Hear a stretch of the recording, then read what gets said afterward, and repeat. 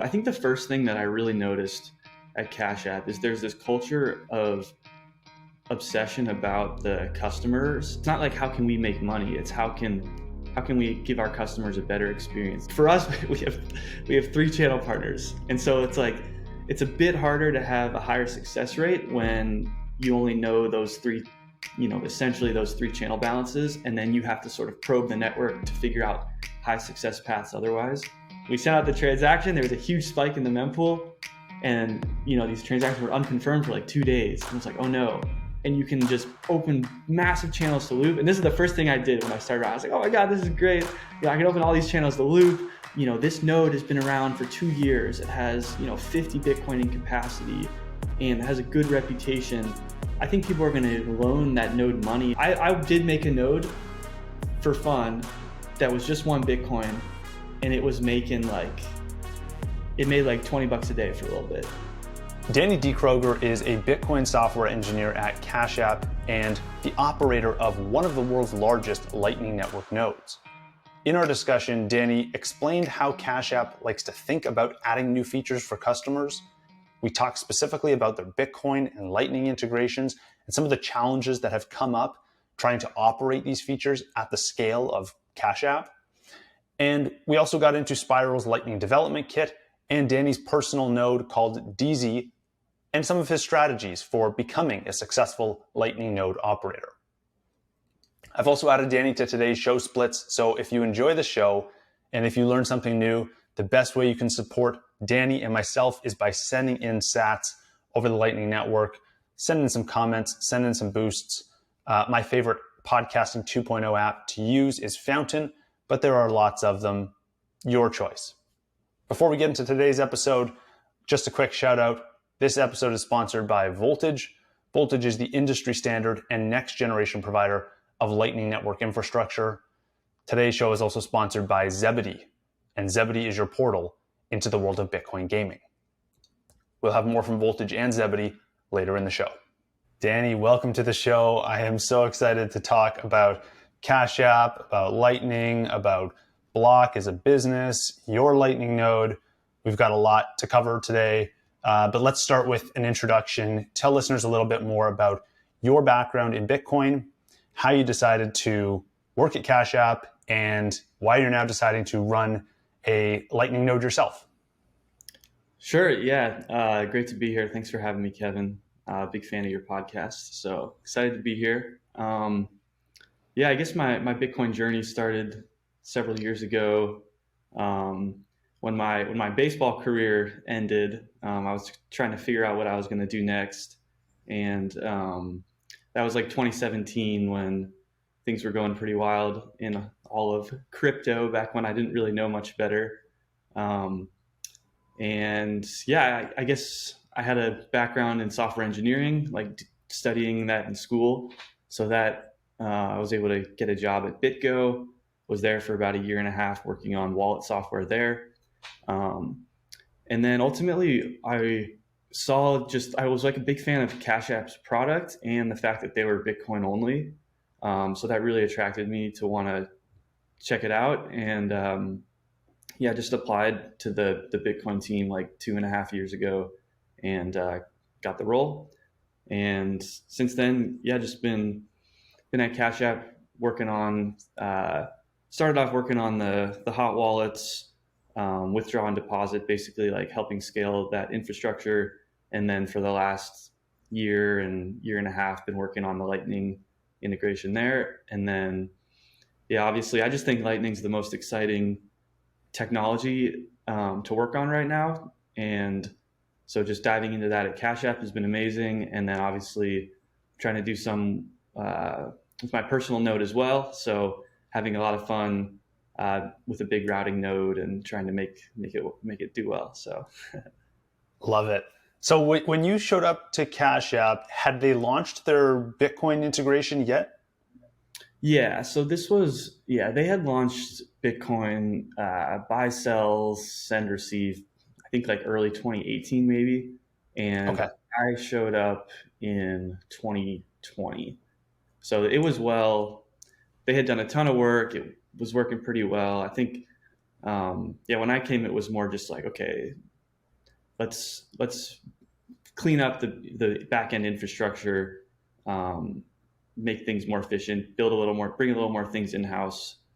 Um, so kind of building out hot wallets from scratch internally was one of the big things that I came to Right. start on. And then so you were there for that decision to decide to integrate Lightning. Um, Maybe that's a good starting point for the conversation. I really want to understand more about how Cash App and how Block think about adding new features. Like what are the frameworks you guys are using to decide, yes, it's a good idea to integrate Bitcoin now. Yes, it's a good idea to integrate Lightning now. What about future features like, when you get feature requests from people on Twitter, how do you decide whether or not that is a good thing to integrate now or put it on the back burner maybe later, or just no, we're not going to do that at all? Yeah, I can tell from my perspective. I think the first thing that I really noticed at Cash App is there's this culture of obsession about the customers and how can we help our customers. And that was just eye opening to see, like, every meeting and presentation and things is just this focus. It's not like how can we make money. It's how can we give our customers a better experience, give them something, give them value. And so I think that's where it all starts for Cash App, like just non-Bitcoin in general, and how they were able to build such an incredible product. Um, and then in terms of Bitcoin, um, definitely the culture is set from the top with Jack being just like a very principled Bitcoiner. And so I think one of the things that the Cash App has decided is to take these like long-term principled risks, especially around Bitcoin, to where they're willing to let us push what we think is best for Bitcoin, because we ultimately think what's best for Bitcoin will be best for the company and the customers. And so that is just a cool place to be, where they're like, yeah, we want to be the first ones to do Lightning, and we're the first public company to do that. And so yeah, it's definitely balancing of like what's best for the customer, but also we believe Bitcoin is so important to do it, and not just do it, but do it right.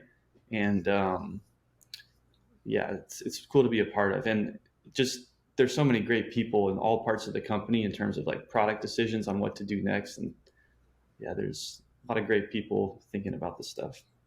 Yeah. So was that Lightning decision more geared towards what's best for Bitcoin, or was it more geared towards what's best for customers? Because I think at the time, and still today, Lightning is primarily a Bitcoiner focused idea. It really doesn't resonate with a lot of people who are not in the Bitcoin space yet. So I wonder, Right. like, what does that draw for? What did you guys see on the customer side that Lightning could enable today and into the future? Yeah, so I think it's a bit of both. So one thing like that we did notice is there were a lot of small on-chain withdrawals coming from our app, which is not ideal. You'd have people, because you're creating all these small UTXOs, um, which is not good for the chain, exploding the chain and everything. And so we did notice that a lot of people, I think from a broader customer perspective, a lot of people just didn't really know about Lightning. So it's not like it was strongly demanded. Definitely was on Twitter with like the Bitcoiners who, um, but part of it is just we know we believed in the Lightning Network, and we wanted to push the envelope and essentially like become experts earlier than most, and yeah, just fight to release it. And that was actually an interesting. I actually felt like we were a little late, like because there were other places doing Lightning um, well before us, but it was a challenge from the as a big company that is public, that has like a very robust compliance department. Lightning's just a new thing, and so there was a lot of challenges there, and we had some great people working on how do we like do this and do it confidently from a like compliance perspective, which is not something I have to think about as an engineer, but there's a whole compliance department that is trying to make it work with the regulators and all that stuff. Now, I want to also explore, like we see these challenges now of adopting a new technology from the regulatory side or the compliance side. What are the challenges in getting users to use these products? Like Lightning, I imagine for a lot of Cash App users, it's there, but are they using it today? I'd love to learn more about like what usage has been like. Are there any particular use cases you've noticed people are adopting it for? What's the status of that today? Yeah. So people are using it definitely. There's definitely a chicken and egg type of thing where, um, not someone's got to support it, then both sides got to support it, and it's sort of got to come up like that. Um, Challenges is around user experience. So we obviously you want your Lightning payment to go through instantly. Um, our Frankly, I don't think our performance has been up to the standard that I was hoping for. Like we're always trying to make it better because sometimes we'll have payments that on Lightning they can get stuck. Like they can, you can send it out and then one of the intermediate nodes sort of like goes offline and you're just kind of waiting to hear back on what happened and it might have to force close the channel. And so it's kind of like, how can we iron out the UX from these technical problems? Um, and also another challenge is that one of the restrictions that we have is the way our compliance, process has been is we're restricted into who we can open channels with. So it's a lot easier to have snappy, high success payments if you can open 100 channels to 100 different peers. And you see, like, for example, Kraken, they've been able to open channels with like a ton of people.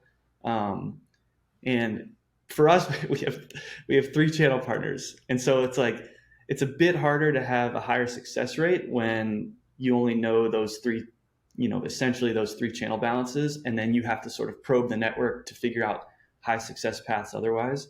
Um, so we're working on trying to expand our regulatory, story so that we can open channels with more um, uh, with more counterparties so we can increase our success rate. And then, sorry, the other part of this question, the first part was challenges around the experience. Oh yeah, and like what are customers doing with it? Um, I can't say too much about the data that I see what our customers are doing. Um, it's diverse. It's random stuff. Also, we see a lot of payments going to other API providers, and so we don't know what necessarily is going on there. Um, a lot of payments to like, yeah, it seems like there's been some, kind of an explosion of several like Lightning merchant API providers, if that makes sense. Um, Mm. and we see a lot to those, and then we don't know is like, okay, we're not sure what the merchant is. We just know it's going to this API provider essentially. I've been watching your own node pick up a lot of channels recently, but we'll get into that later on in the show. Um, so I guess to finish off this segment on the kind of user experience of Lightning on Cash App, how do you rate the reliability today of making a Lightning payment on Cash App? And I guess because you're a consumer facing app and because you have tens of millions of users, the standard of excellence, it has to be pretty high, right? Like people come to Cash App expecting like a pretty seamless experience.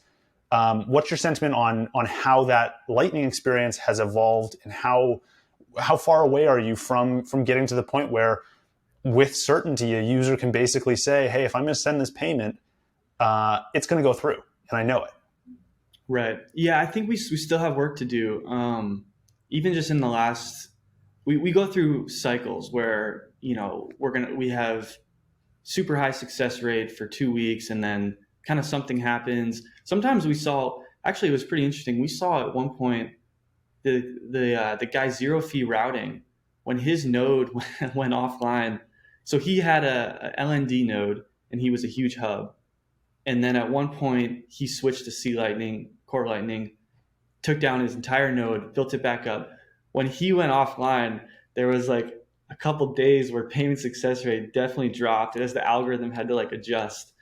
Um, but and I don't know how much of that was actually him, but also with us. Sorry, we have a little more like if you use the LND pathfinding or the core lightning pathfinding, they're pretty good. They work pretty well. We're working with LDK, which is another thing we can get into. But we have more kind of finer grained controls over how LDK works, and they've implemented a fantastic algorithm that is like the probabilistic scorer, which is kind of a state of the art thing. And we, as the Cash App team, we're just still learning like how to tinker with this algorithm correctly. And so that's one of the things I've really been focused on is how do we what do we wait into like we're willing probably to overpay a bit to have higher success rate. How do we balance that? And then what parameters can we set in this pathfinding algorithm to optimize whatever we're optimizing for? So right now it's like we're going to pay a little extra to take fewer hops to make sure we can get a higher reliability. But it's super interesting to work with LDK and the flexibility there of how we can customize the pathfinding algorithm. Yeah, it's very cool. I want to get into LDK in a second, but maybe just to give people a perspective, because I think you have a very interesting one, working at Cash App and running one of the largest nodes on the Lightning Network. What's your sentiment for what percentage of payments happening on Lightning go through successfully today? Like if you had to put that to a number, are we talking like above 50%? Are we talking above 70%? What's your sentiment? So I think it really depends because I would say from like sending from an I would guess like if you're on Cash I don't think we at Cash App have been as good as like River or a Kraken or Wallet of Satoshi, some of these other big. I don't think we've been as good. I think eventually we're closer to getting there. But I think sending from like some of these bigger, well-connected nodes that have been doing it for a while, I think we're in the high 90%, Nice. when you're going to another normal destination. But now the question is like, are you sending it to your node that has no liquidity? That's going to be 0%. So I think for normal users, it's high 90s, like 90, 98%, 99%. But then the question is, okay, if you're doing other types of things, like for example, in my node, when I'm doing certain rebalancing, I mean, I might have a 10% success rate, but that's okay because I'm just like aggressively looking for these obscure paths to rebalance my liquidity in like super illiquid paths. And so in that case, you're expecting a low success rate, but it's also not the user. Like you don't care about a high success rate. You want like the cheapest path, for example. Um, so I Right. think like, yeah, but from a broader user perspective, it seems pretty good to me. High 90%, like 96%, 98% for normal payments.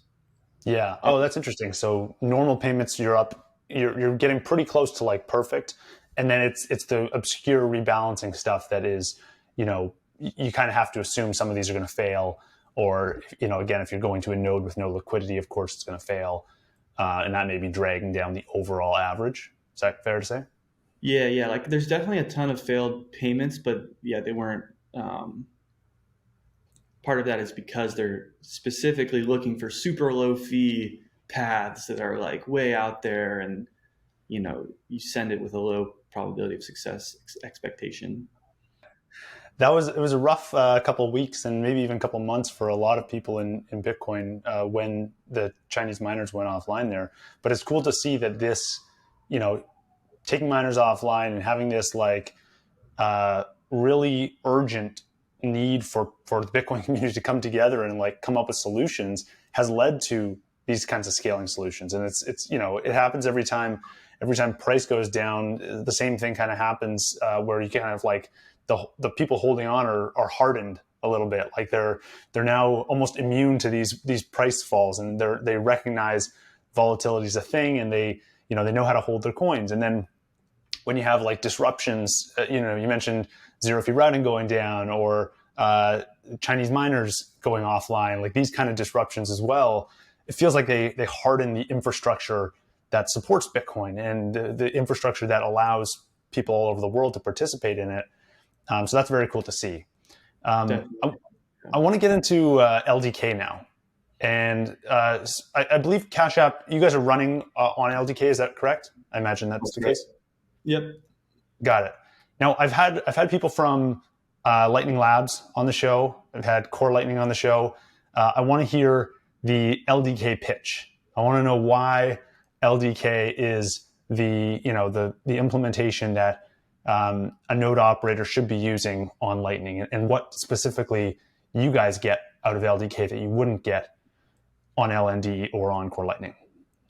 Yeah. So yeah, this was definitely this was an interesting sort of thing we went through, because it was like, okay, we're ready to do Lightning. What are we going to use? Um, to me, the fact that, like, the way I see it is that we have between LND, Core Lightning, Eclair. Those were the three that we were looking at first, and all three of those are great. Like, we could have picked any one of those, and I think we would have um, done great. I actually think we probably would have been able to launch faster um, with any of those. We chose to go with LDK for a few reasons. One, there was this was a developed by Square Crypto. It's now called Spiral. The team with Steve Lee, Matt Corallo, Jeff Sizz, Val, everyone. Um, they'd been working on this for years, and so it was this nice partnership to where we knew that, like, we can work directly with them every day. They're in the same Slack as us. It's an internally built tool. We know they're like going to cater exactly to everything we need. Um, and it's kind of like a tit for tat, like, sort of, we were able to help give them feedback on as they're coming, building this library, and they were able to build the features we need as we go. Um, I would say I don't think there's like a best implementation, because it all depends what you're trying to do. Like, for my personal node, I use LND. And for me, I chose that because it's a fully packaged node out of the box. It has a fantastic set of um, uh, like nice the libraries around it, like Alex Bosworth's LN service, the Boz tool, which I can track all the routing. I mean, it's just a phenomenal thing for like a node operator. And the advantages around LDK is that the difference is it doesn't come really as a fully packaged node.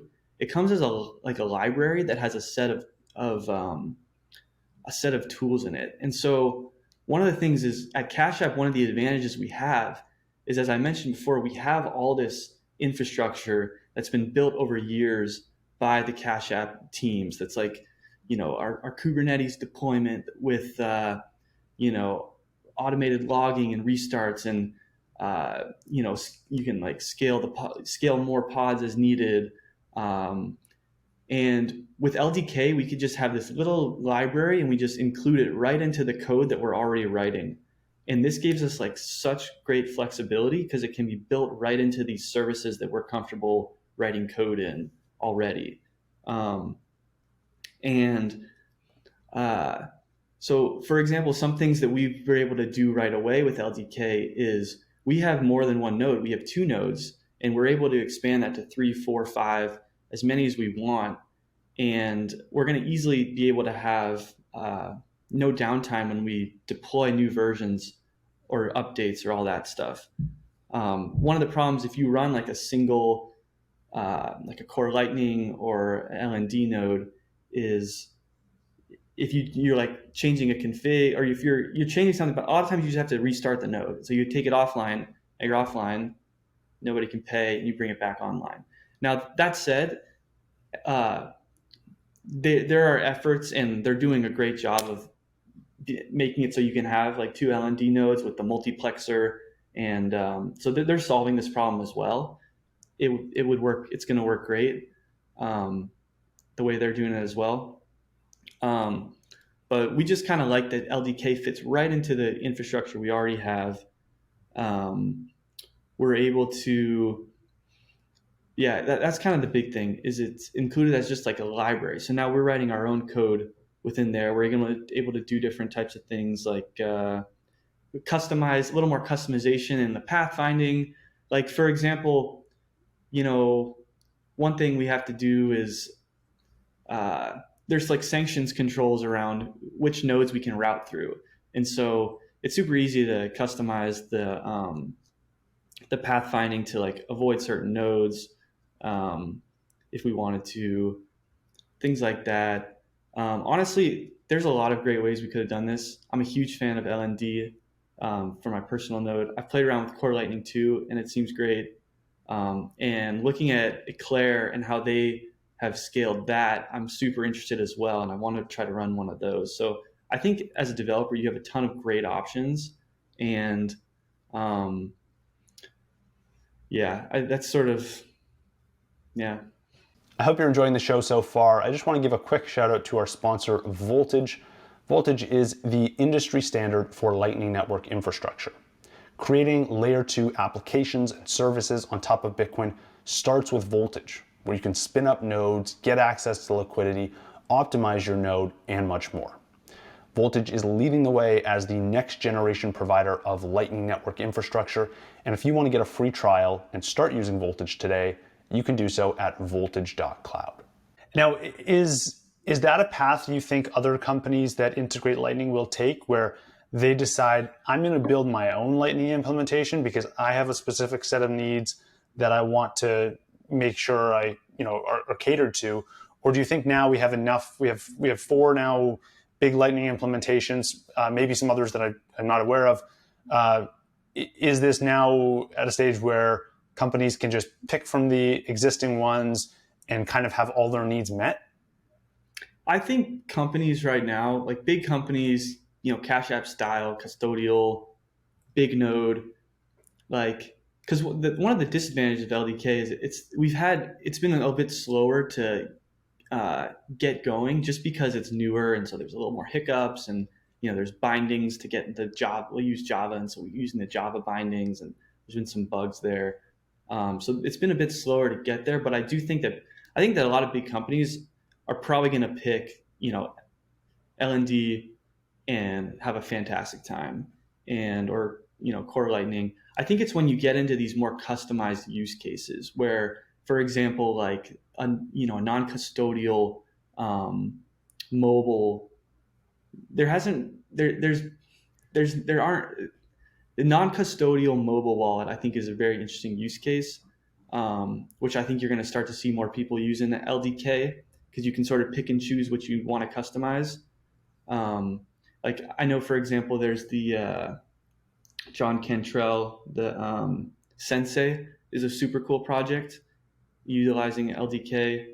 I know there's talks with the Fedimint, how they might use some, for example, like they're going to have an interesting thing where the mobile client might do the pathfinding, and so they might want the LDK pathfinding algorithm in there, and just that, or something like that.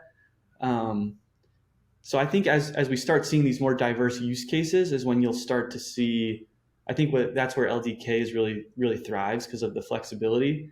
Whereas, I think a lot of just like big custodial node, like you can kind of just pick an existing implementation and run with it. I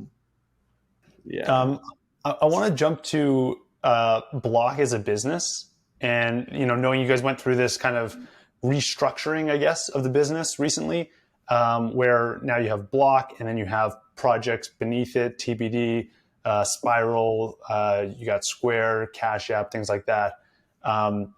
how does that structure benefit, the business as a whole? And then specifically on your team, are you seeing any benefits from the change in structure there? Yeah, so it's interesting, and I think that as a company, we're trying to work it out and and figure out how it's going to go work. Because at first, it was just basically the Cash App team, kind of like my team. We were the Bitcoin, team within all of Square. But now there's all these different parts and initiatives and groups, and there's all TDB. There's it basically the company's named Block, and it's the restructure. And so we're trying to figure out, okay, now if other parts of the company want to do Lightning, how are we should we work with them? Or like, and there's like different infrastructure. It's almost like sort of this distributed layout now, and it's a challenge for us to figure out how are we going to interoperate, help each other out, use existing stuff we've already done, or maybe not, and have different types of initiatives. And so now at this point, now there's more Bitcoin stuff going on at Block that I am keeping up with. For example, the hardware wallet is a super cool project, and they're kind of just doing their thing. And so we're all connected to chat, but what's cool to see is this sort of like Bitcoin is having roots in all parts of the company, and it's kind of just growing in this sort of natural way. And it's sort of a challenge for us to kind of make sense of it all, work together. But yeah, I'm a big fan of just the overall initiative. And there's a lot of Bitcoiners within the company, different parts of the company, that want to bring Bitcoin to more forefronts, to more parts of the company, which hopefully we'll start seeing more of. So very cool.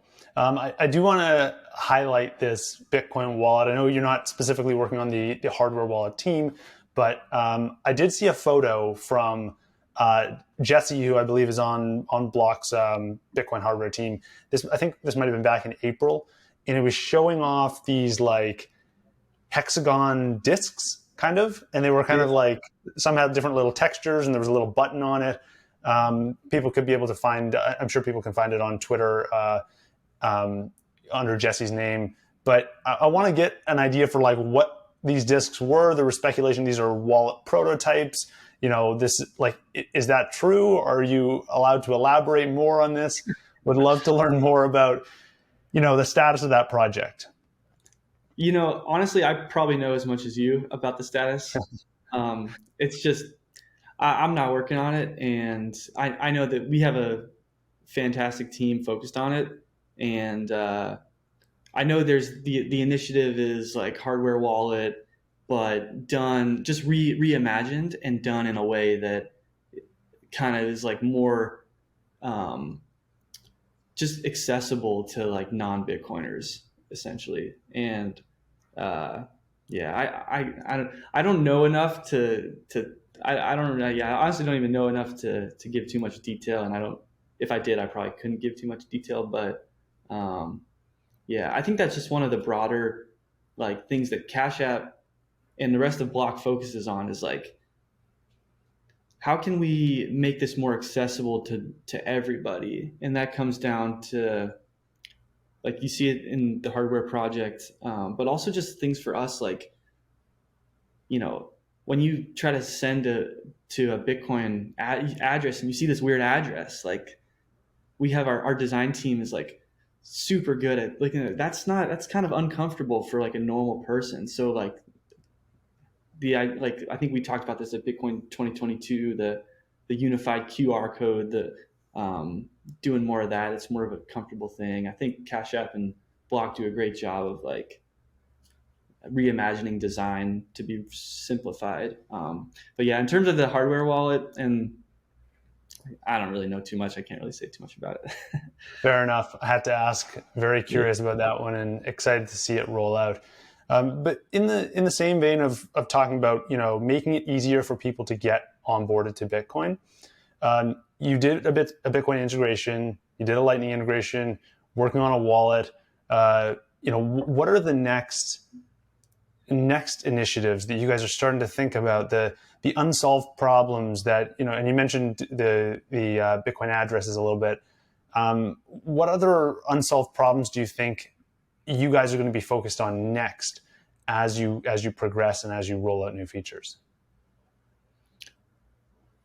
We we yeah, we want to bring Bitcoin to the world in a way that is very accessible, and um, hopefully just more of that. I don't know what I can talk about that we're actually doing, unfortunately. Fair enough. I don't What want do to get you? you in I mean, trouble if I you're. can ask you. What do you think is next for Block? Oh, what do I think's next for Block? I think I'd love to see an LNURL integration, like the ability to log in with Lightning. Mm. Small like Lightning upgrade, I guess. I've noticed that start to take off in a number of Lightning apps, and I think it's going to be really useful. Right now, it's mostly just LNURL auth is just the login with Lightning, but would love to also find a way for, if I have a Lightning wallet and I sign up for, let's say, Stacker News, I'd love to be able to connect that wallet and then instantly use that balance across the different apps that I'm connected to. And so like kind of giving each app permissions into my wallet that I say it can access. So you I would think that give makes for a really would what's you that? give that you would do that with your Cash App Lightning your Cash App Bitcoin wallet, you're saying, or you're saying that you're doing it currently with um, that like a LNU or an L enabled wallet you currently have? So right now, yeah, you can log in only. So LNURL auth is just log in with Lightning, but I could use like, I could use like, let's say Breeze, and I could log in with Lightning, but my balance then on Stacker News or whatever app I just logged into, it's still zero. Like I want that the funds that I had put on Breeze or on Cash App or whatever app, I want those funds to then be instantly accessible on the Right. new app that I'm using. You have And some again, I don't speed. even know if this is possible, but Yeah. I think that'd be a really cool, user experience feature. Yeah, you have some allowance or like basically a spending limit that can be automatically deducted, sort of, right? Yeah. Yeah, that'd be super cool. Yeah, the LNURL is a very interesting protocol,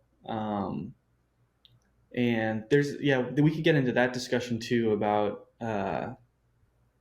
like the Lightning address and uh, how that works with Bolt 12 Mm-hmm. aspirations as well, and which has been an interesting thing because we at Cash App we aren't doing any LNURL stuff yet, um, and part of that, but I do think there's a place I think we should start to like because there's some cool parts of LNURL that would be nice to pick up on.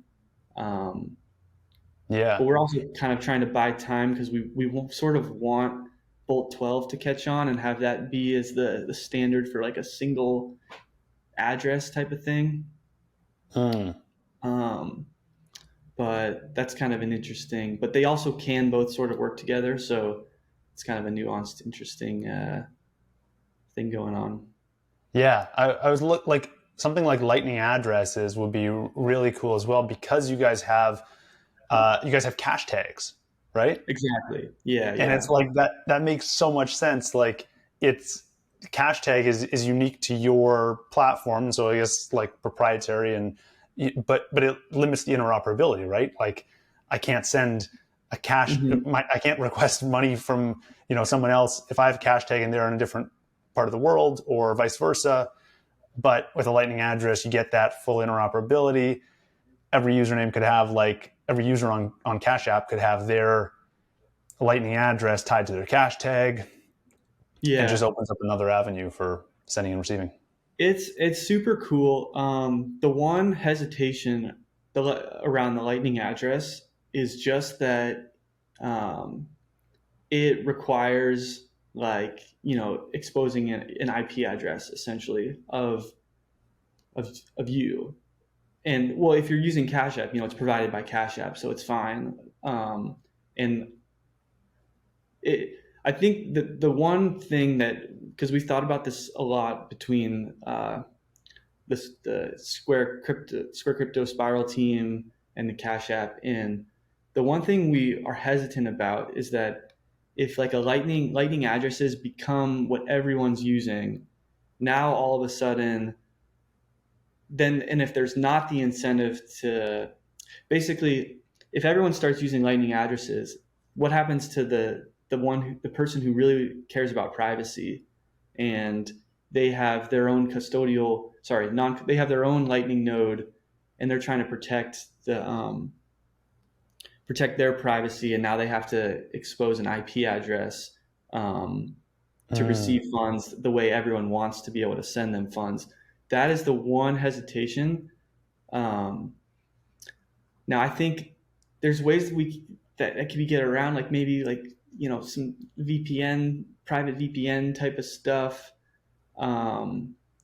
But part of, what sort of the team around us has decided is that we want the Bolt 12 to sort of take off as that one address that you post, because then the communication for the invoice can happen over the Tor, over the encrypted, or sorry, not over, the Lightning gossip, or not gossip, the messages, which it be a privacy gain. But it's just an interesting, but also like LNURL and Bolt 12 can work together, and it's an interesting thing. I think it's a good discussion to have as well. So yeah, it's an interesting trade-off. And to be honest, some of the technical details, or all of the technical details, go over my head a little bit. But I am excited about what's going to come from this, because I'd rather have these two like competing standards working on providing a better solution than no standards or just one. I think it's a good idea that there's multiple ways we're trying to approach this problem, and we'll figure out what the market decides over time. right. But yeah, LNURL, I mean, it solves a problem. It works great. It's very practical. It's super cool. And so, yeah, I think, yeah. Yeah. I want to get into to your node specifically. You've got a pretty serious Lightning node. Again, I believe top 20 on the Lightning network in terms of capacity and channels. Before we get into the operations of it, what made you decide you wanted to run a personal node? I wanted to get my hands dirty and learn, and yeah, I mean, I just think Lightning is, obviously it's growing. I think it's going to keep growing at a rapid pace. And I mostly just want to learn and, make some income as well, like from the fees and everything. See if I can get it profitable. Try to learn what do other node providers need, what do merchants need. Mostly, yeah, just trying to learn. And right, very cool. Yeah. And so now you have a node, and then you have a website connected to your node. I believe it's Deezy.io, and you have a swap service on there. Talk to me more about that and how that works. Yeah, for sure. So, okay, actually, this is okay. The swap. So basically, I can go through my journey as a node, and then it will bring to the swap service. Yeah, let's do it. The first thing, okay, so you start running a node, and the first thing you sort of realize is what you can do is you can open a channel to Kraken, and you have a Kraken account, and then you're like, okay, nothing's happening yet. All the sats are on my side. Then you're like, okay, we need to balance the channel. So you go deposit some Lightning onto Kraken, and now maybe you've done that. So now you have a balanced channel with Kraken, but then you don't have any other channels, so nothing happens. Then what you realize is you can open the channel to Loop. And now Loop is the service run by Lightning Labs, where people use it to loop out, which allows essentially, it's a way of sending Lightning to push capacity that way, so then you can receive it, and then you get funds on chain. And Loop is the most popular thing. It's like a submarine swap, so it's a trustless. exchange of Lightning Bitcoin for on-chain coins.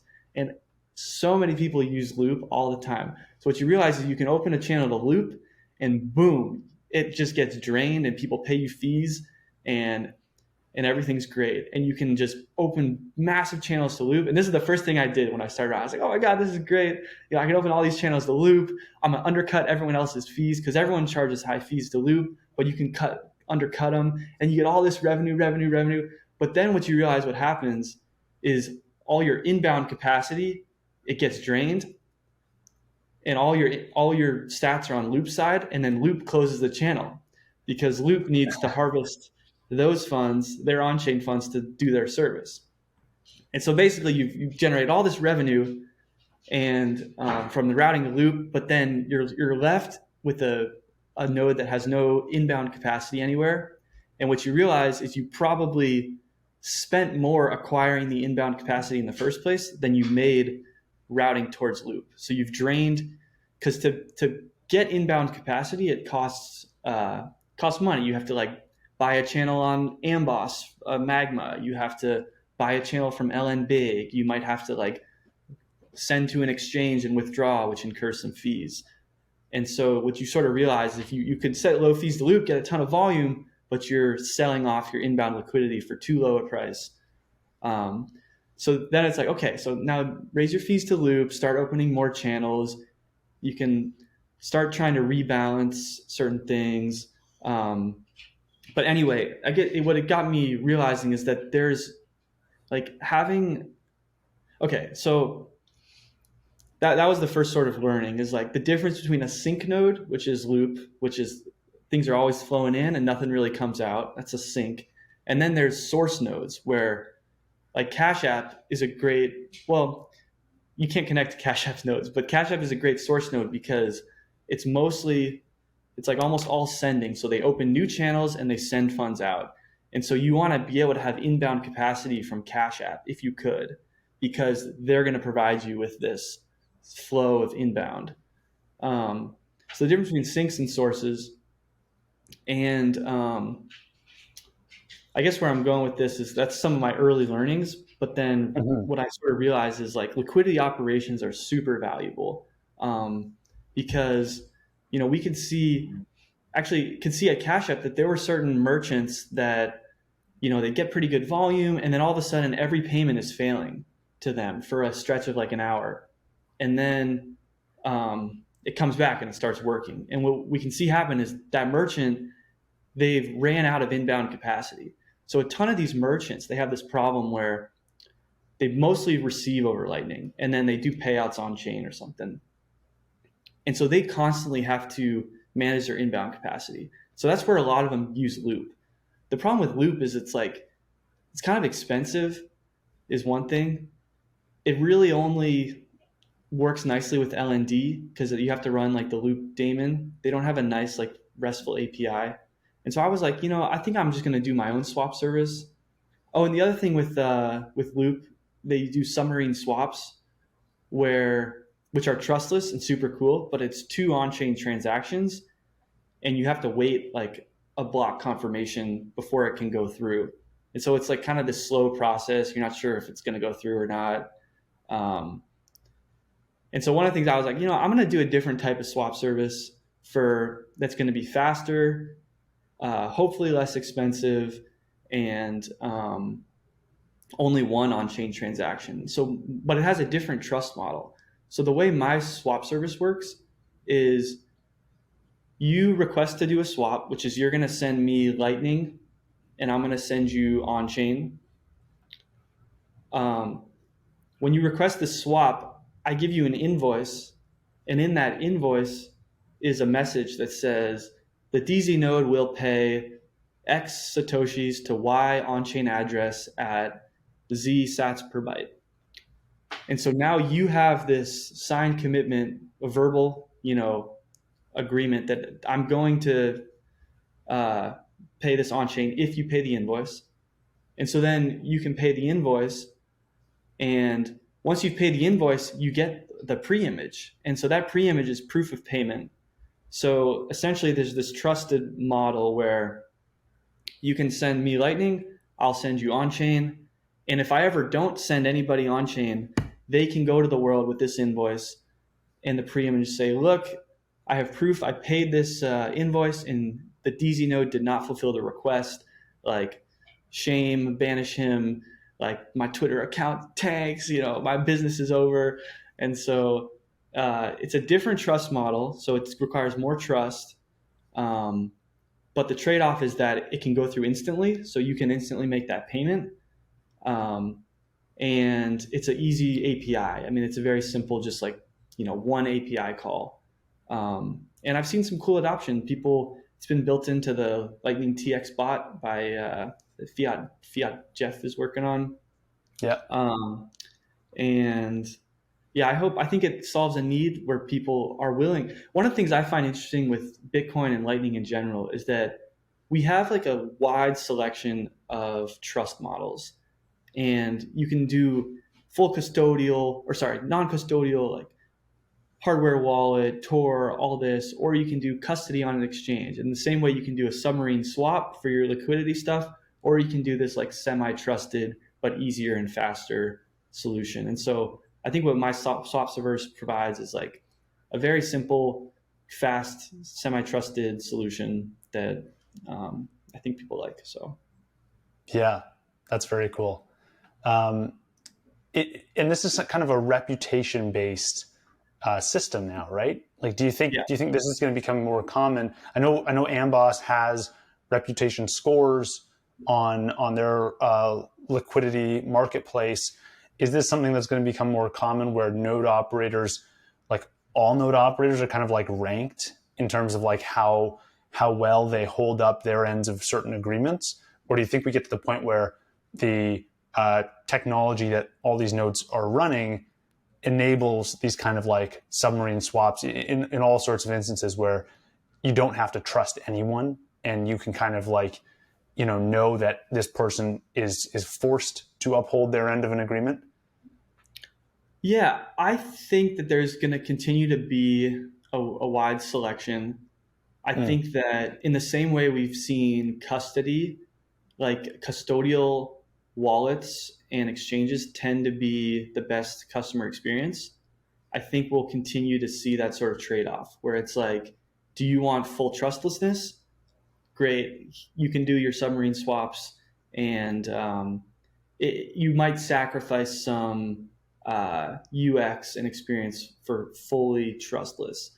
Whereas I think there are going to be reputational things, and there already are. I mean, already as the node operators, like their nodes have reputations, and it's like, somebody's known for going offline or force closing channels. Like, you're just not going to open a channel with them, or not have your business relied upon them. And I think that's naturally extending into, like you said, the Magma reputation score.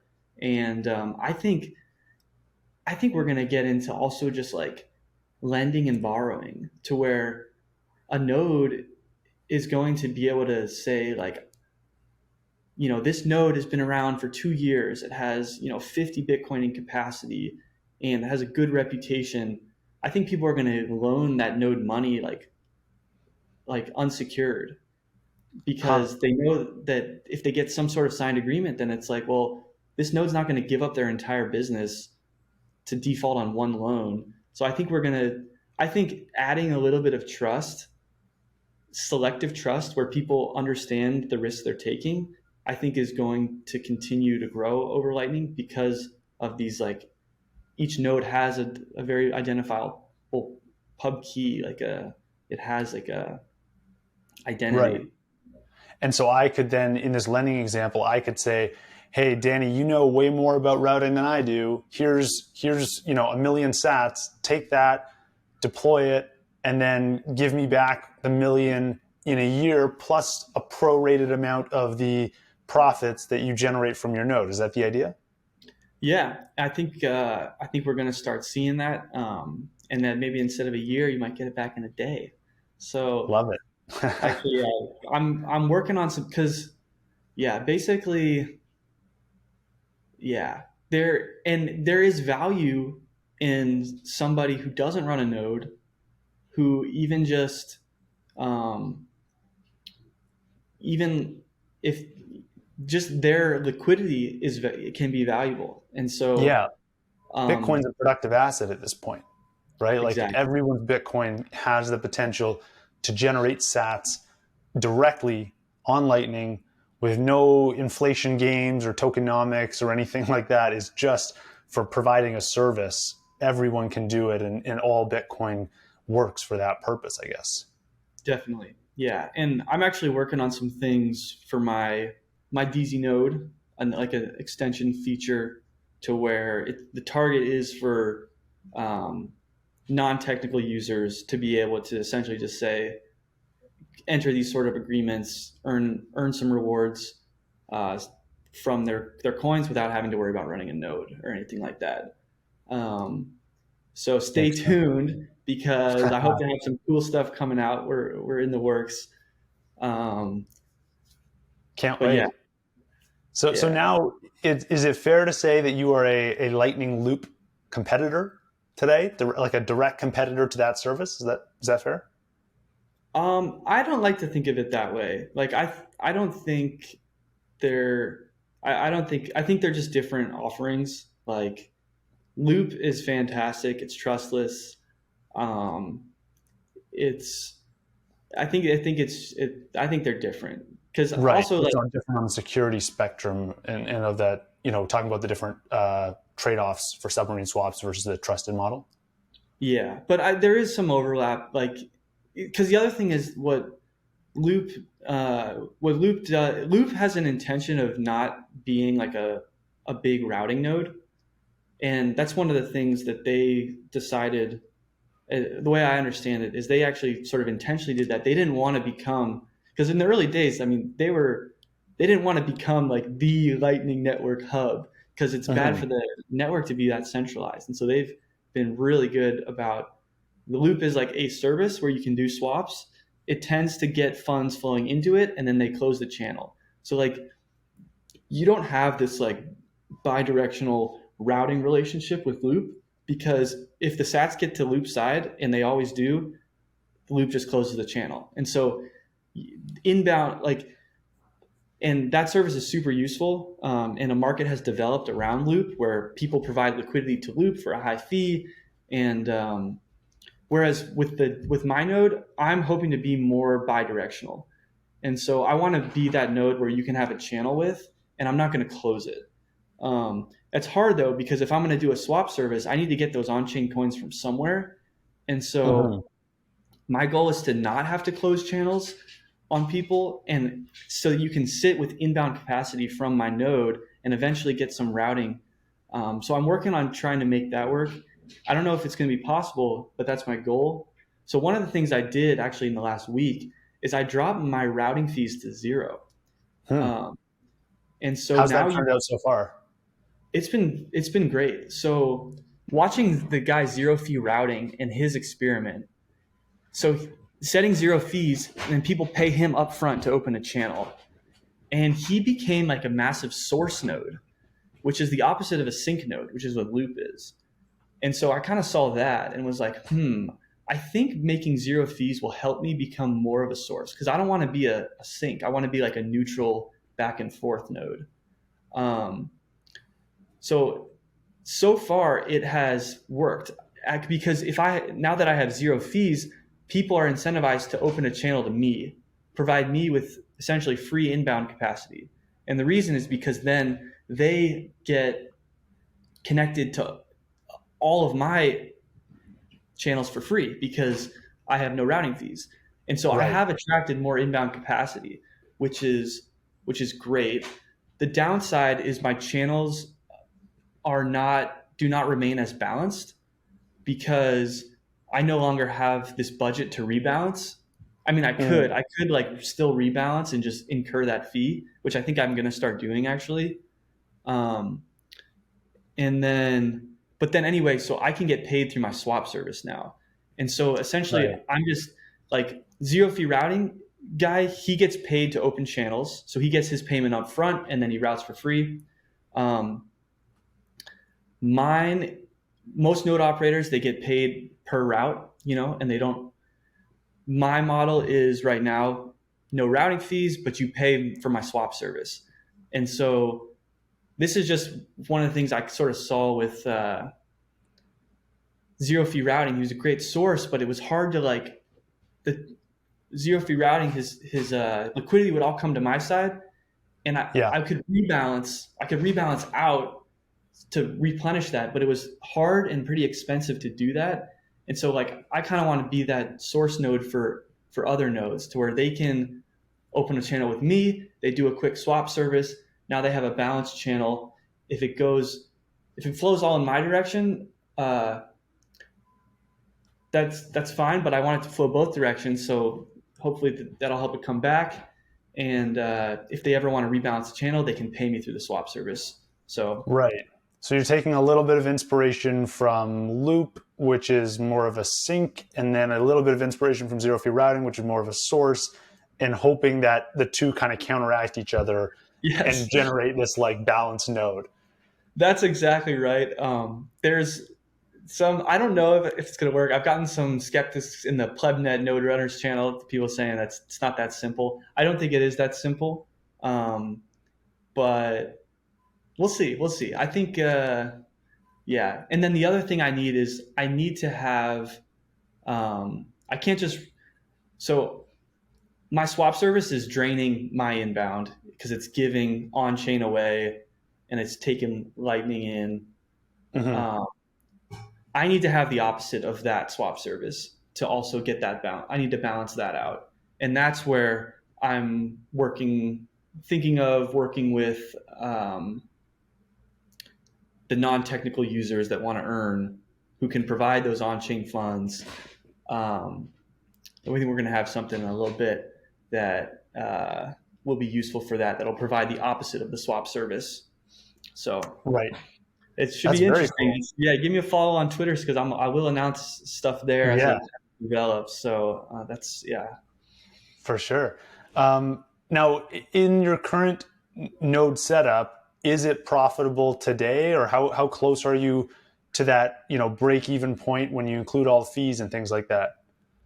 yeah. My node is profitable. Nice. And yeah, which it was very hard. Like I'm trying to think when it became profitable because at first it was like I had a good amount of Bitcoin on there, and it was not like I mean I was paying probably $15 a day just so I run it in the cloud. I run my node in the cloud. I like it for the reliability, uptime, IP address, all that.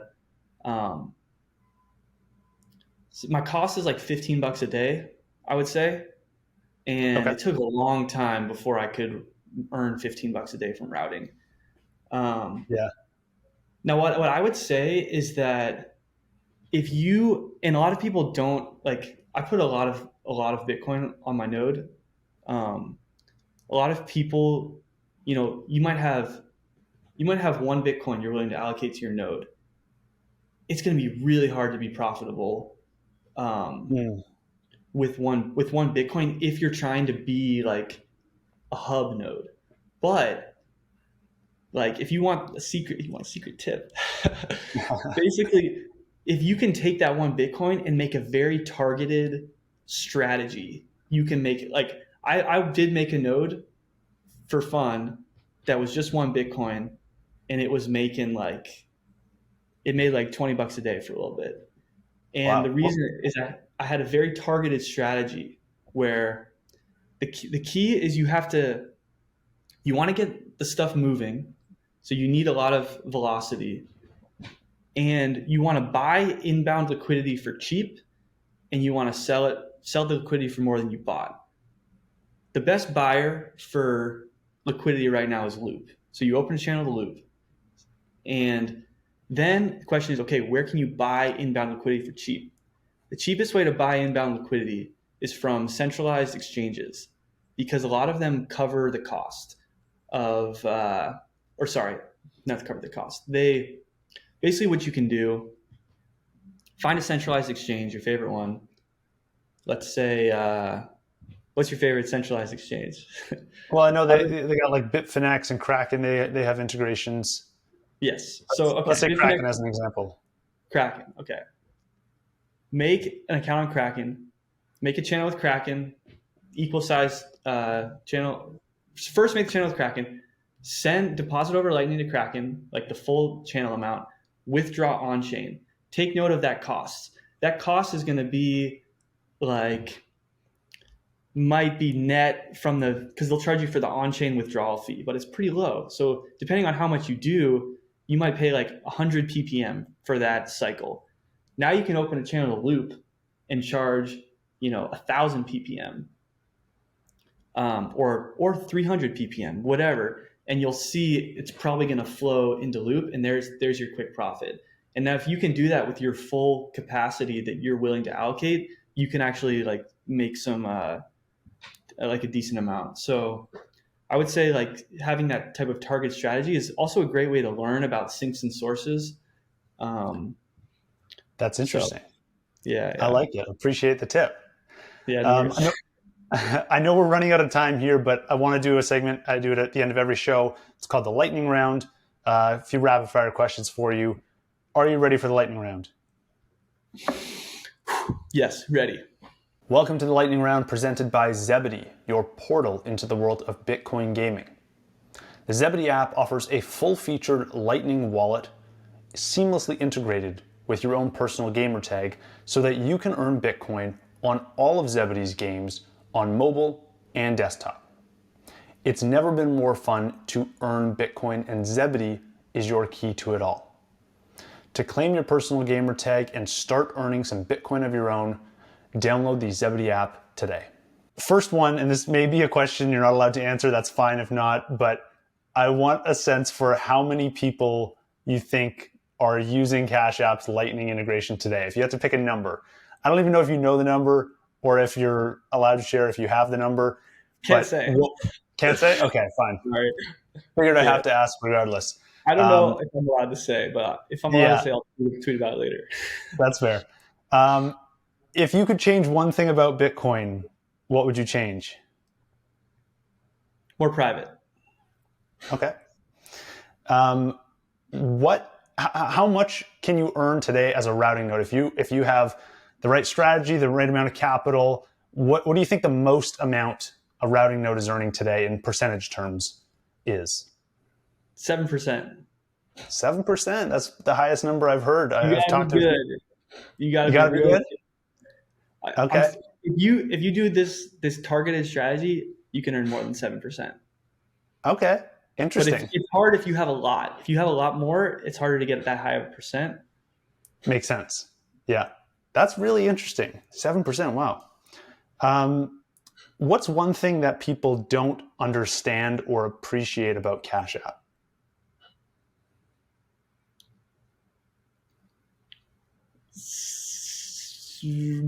I don't know. People appreciate it. Big company. Like, I would say big public company comes with a lot of slog. Like, you got to play by the rules. You can't be like a gangster at a public company. And Got it. It's very hard, but you got to play by the rules, and you're a public company. Fair enough. What is one book that has meaningfully changed your view of the world? Autobiography of a Yogi. Okay. It's a new one. What if you could only hold one asset for the next decade and it could not be Bitcoin, what asset would you pick?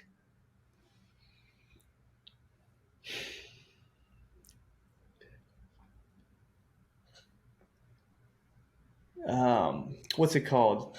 Timberland. Timberland like the Boots Company? No, like land with a bunch of trees. Oh, okay. Just land. Yeah, okay. But yeah, with timber on it. I got you. Yes. Interesting. How come? I think land with trees is going to be valuable. People need trees. Logging, and then I think they're a good asset to where if the price is too low, you just let them keep growing. Yeah, that's fair. Awesome. Well, thank you so much for taking the time. I learned a ton. This was a great conversation. Learned a ton about Cash App and about Lightning and your routing experience.